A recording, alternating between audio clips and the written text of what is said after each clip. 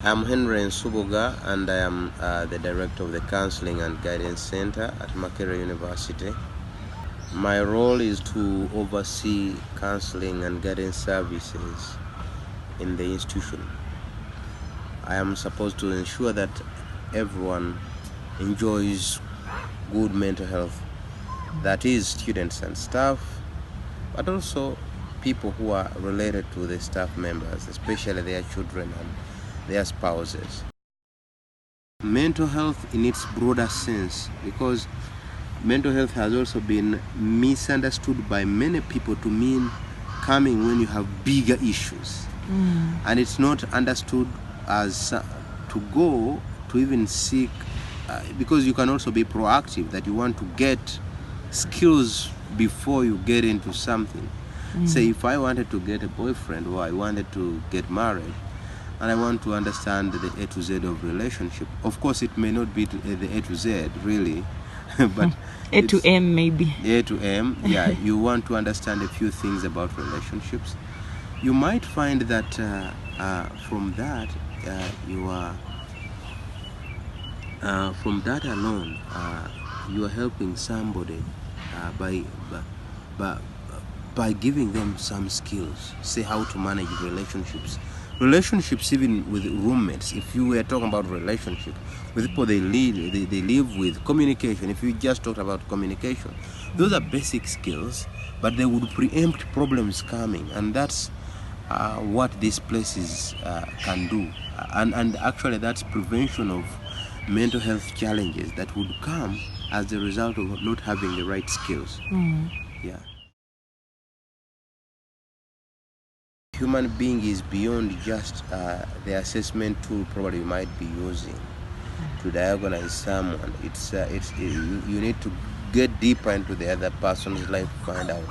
So whereas I would be comfortable to do assessments and finally come up with a diagnosis, but I think it's very important also to talk to the people, and you marry the two. It shouldn't only be a question of what you've got out of the diagnosis, but also what you've got out of the interaction with the client. But when it comes to psychotherapy especially, it's much more to do with diagnosis.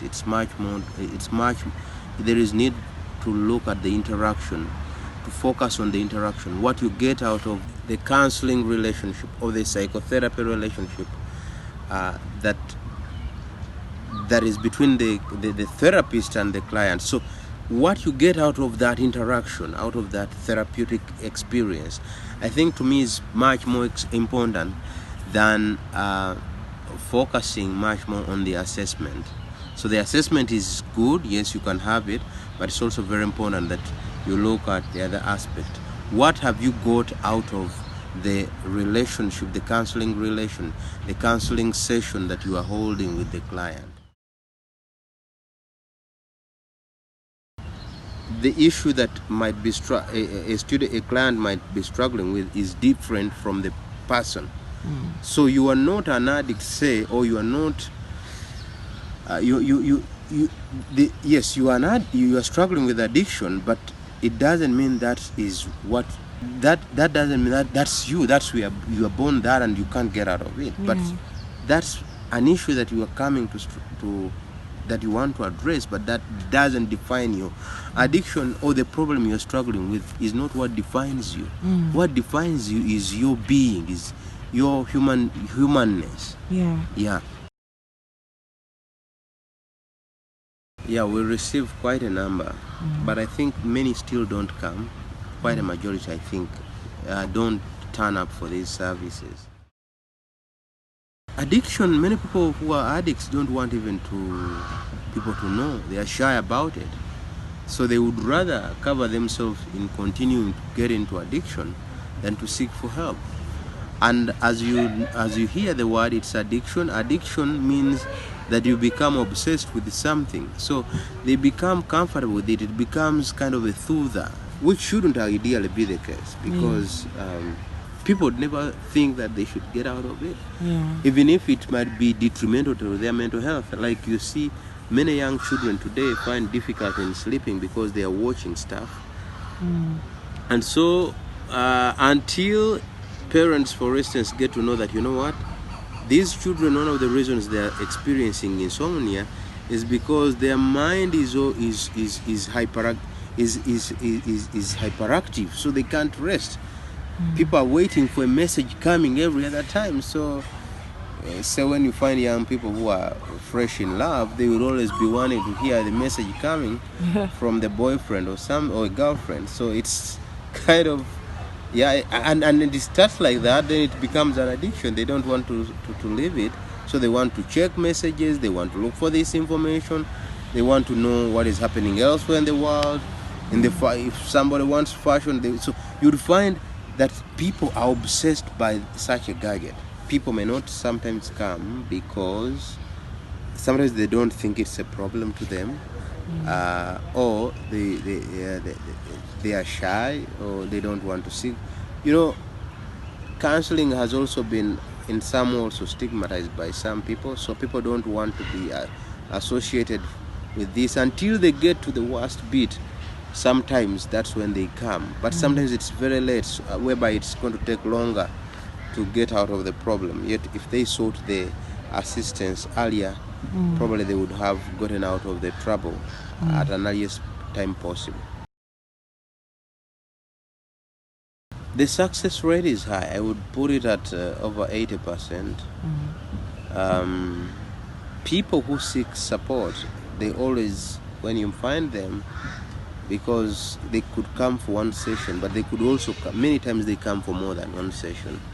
And when they come, before we do the termination of the sessions, they will tell you that, you know what, I was going to die, I was going to commit suicide, I was into this horrible relationship, and I've picked the guts to get out of this, it was abusive, and now I'm out of it. So that means they are successful, they are getting out. They manage. I fear to get back in class because of this retake. Now I feel it's okay to go back and whatever. So I am at terms with this.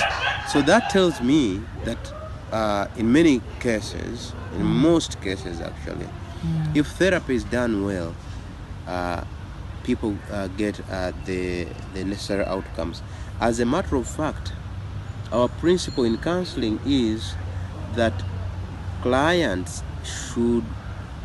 every counselor should aim at making the client feel better than they came. You shouldn't make them feel worse. You can, yes, leave them where they were, but at least you should take them a step ahead. So I could say we should even be saying 100% we are successful. We should aim at that, because everyone who comes, at least you need to push them a little bit higher. Say to look better at to understand the issue. Sometimes people don't understand what is really making them struggle, but at least me helping them to understand that this is the issue, giving them the information. It could be just a simple thing like giving people information. Say, tell them about the loan scheme. You direct them to where they can get some sources of information as part of the guidance. Not that it's long or you have done much, but just giving information. You find it very helpful. And I can say, yes, we are generally very successful in many aspects. The moment the person gets in here, that means they're open to receiving assistance, and many times they are going to be to improve. You can even get in burnout as a counselor or as a therapist, but what you must do is you need to seek supervision on a continuous basis. You go and you float this you go to another counselor, because you need support yourself. You need that debriefing, kind of, to make sure that you yourself, because you can't give what you don't have.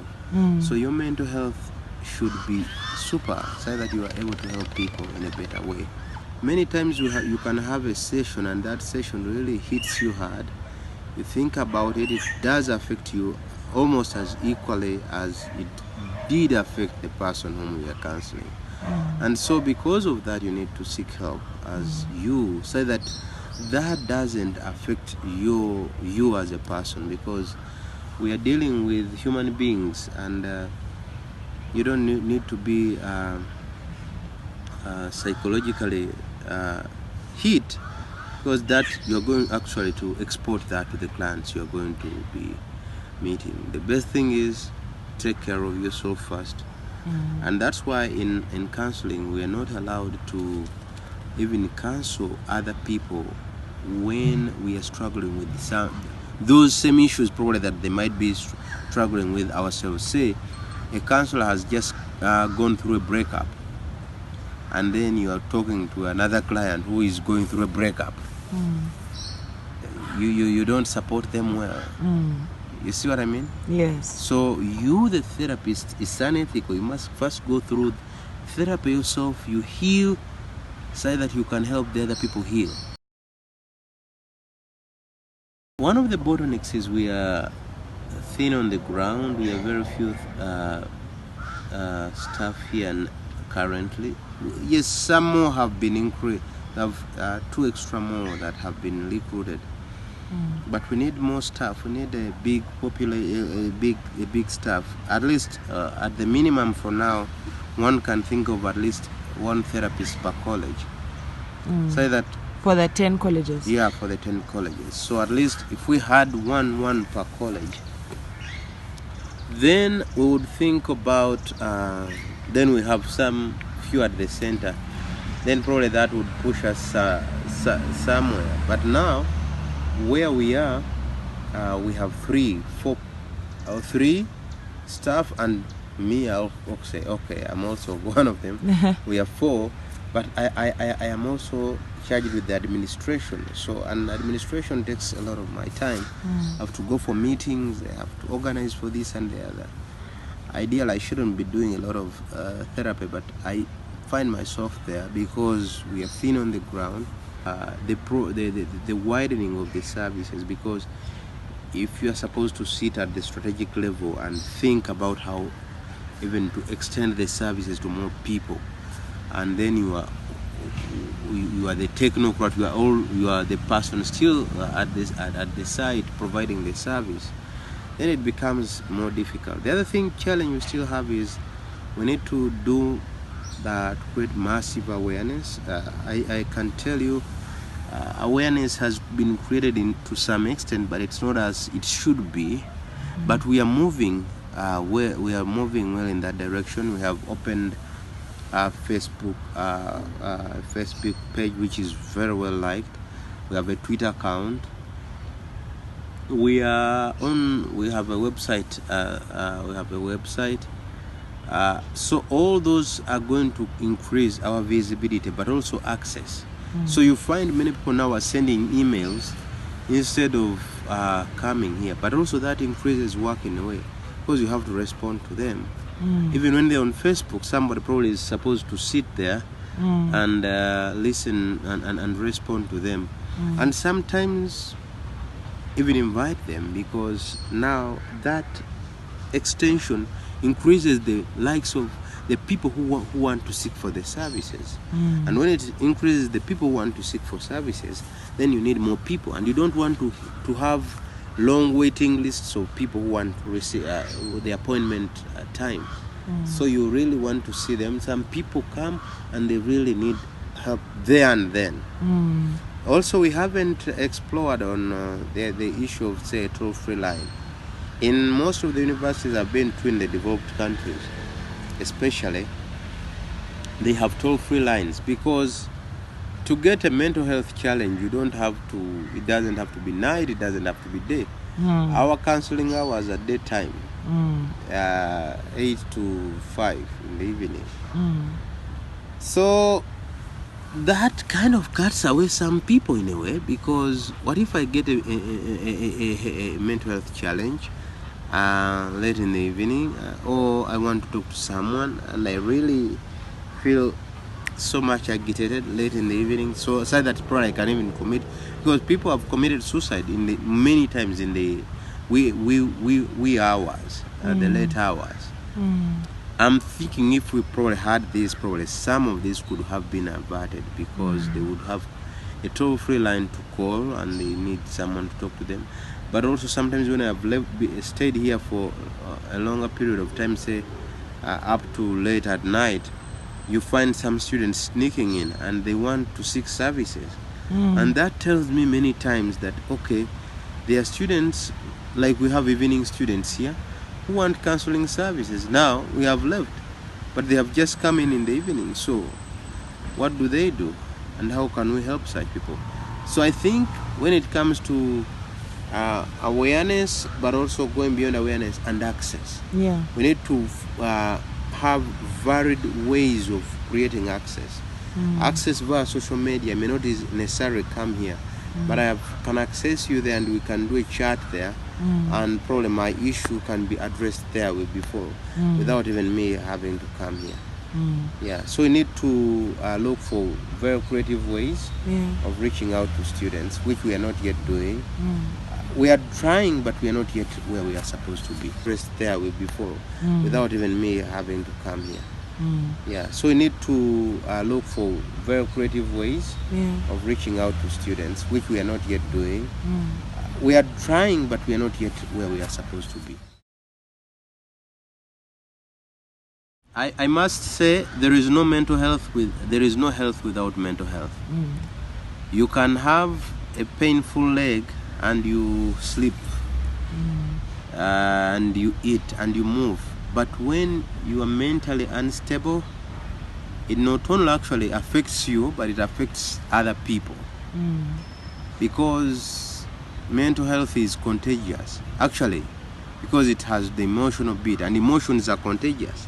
If you found an angry man, more likely their energy is going to affect you, and you might find yourself angry. You're going to find those people on the road. He beats you up, and probably you are going to beat this person again, or a scuffle is going to come.